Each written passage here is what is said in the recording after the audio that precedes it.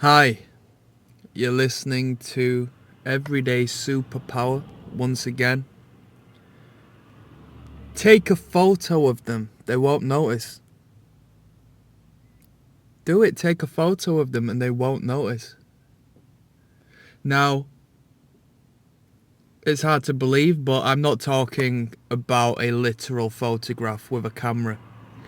But no, in your mind's eye, take a photo of them. We're talking about, let me see if I can get this microphone in. One moment. I'm talking about body language, reading people, nonverbal communication, deciphering the truth regarding the person in front of you or the people around you, okay? So when you're talking to someone, when you're engaging with somebody, when you're watching somebody engage with others, and you see something ever so slight as to where you have to question it in their nonverbal communication. So when somebody's talking to you or talking about another person or talking about a circumstance, and you see a little sneer just cross their face in a matter of milliseconds, or if you see quite potentially threatening body language but a complete opposite tone of voice and conversational matter, and you think I must just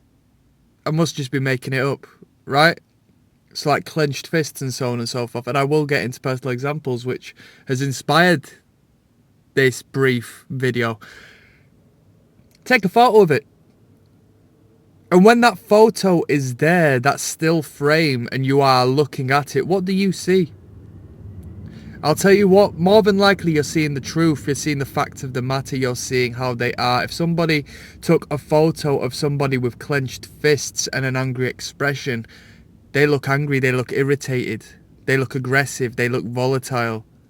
So just because they're speaking to you about positive, happy, uplifting things, how good you're doing at work, how good a friend you are, how much they love the next person, their non-verbal communication is expressing the truth. I've had a conversation with somebody who poses as my friend, right?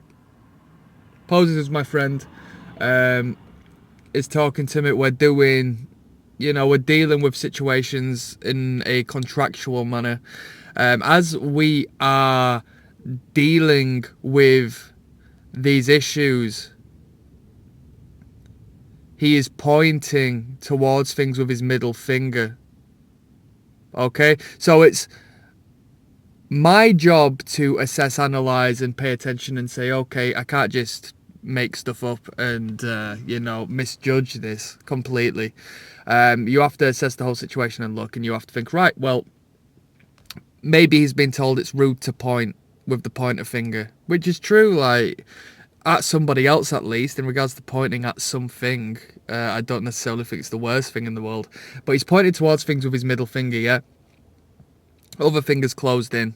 So in Britain, in England, that's a offensive gesture. Like, that is a rude gesture. That's on grounds to start a fight with some people, to flip somebody off. It's called flipping the bird. Let's say you're American or so forth. It's the equivalent of the two-finger salute, okay? So not the V for victory, not the Winston Churchill, but the V to say F off.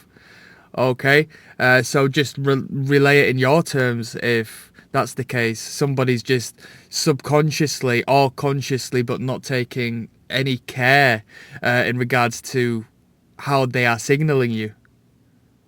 Okay, so pointing with the middle finger. Now, as I said, right, this is why you have to be careful. They might have been told that pointing with the pointer finger is rude, so they're replacing it with the middle finger. Now, I've been told that people pointing at me with the middle finger is even ruder.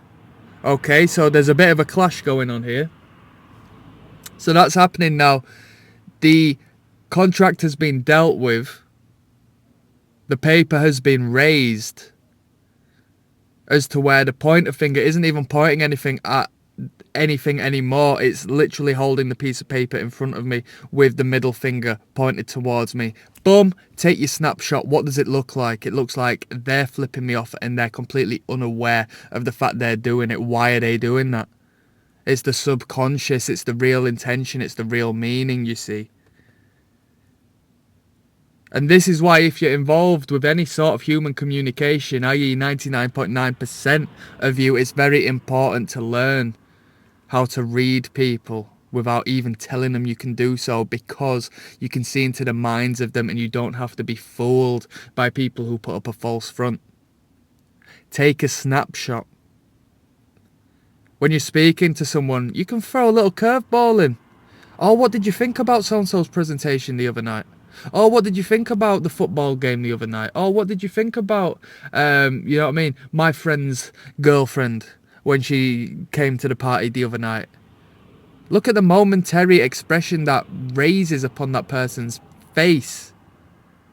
The way they react. Take a snapshot, take a photo. That's the truth. That's what it looks like. That's what it is. Albeit only momentarily. Alright? I'm signing out. Peace. Everyday Superpower.